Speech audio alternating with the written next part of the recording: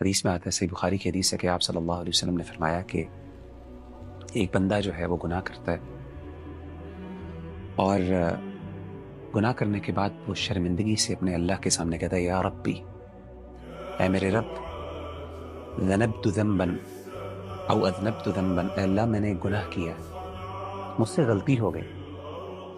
مجھ سے تیری معصیت ہوگی، فاغفر لی، اللہ مجھے معاف کر دے۔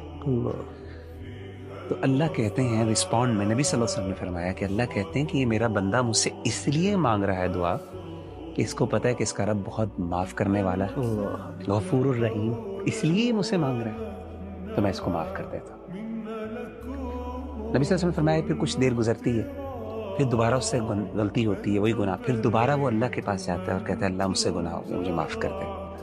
اللہ پھر وہ رسپونڈ کرتے ہیں، یہ میرا بندہ اس لیے میرے پاس آیا کہ اس کو پتہ ہے کہ اس کا رب بہت غفور الرحیم ہے، معاف کرنے والا ہے، تو میں بھی اس کو معاف کر دیتا ہوں۔ 3 دفعہ آپ نے فرمایا یہ، آپ نے فرمایا کہ پھر کچھ وقت گزرتا ہے، پھر اس سے غلطی ہوتی ہے اور اللہ تعالیٰ یہی کہتے ہیں۔ پھر اللہ تیسری دفعہ کیا کہتے ہیں؟ آپ نے فرمایا کہ اللہ تعالیٰ پھر یہ کہتے ہیں کہ یہ میرا بندہ ہے،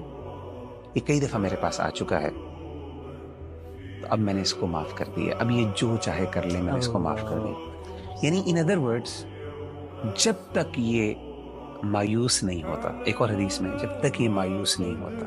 تب تک میں اس کو معاف کرتا ہوں، میرے لیے مغفرت میں نے اس کے لیے لکھ دی ہے۔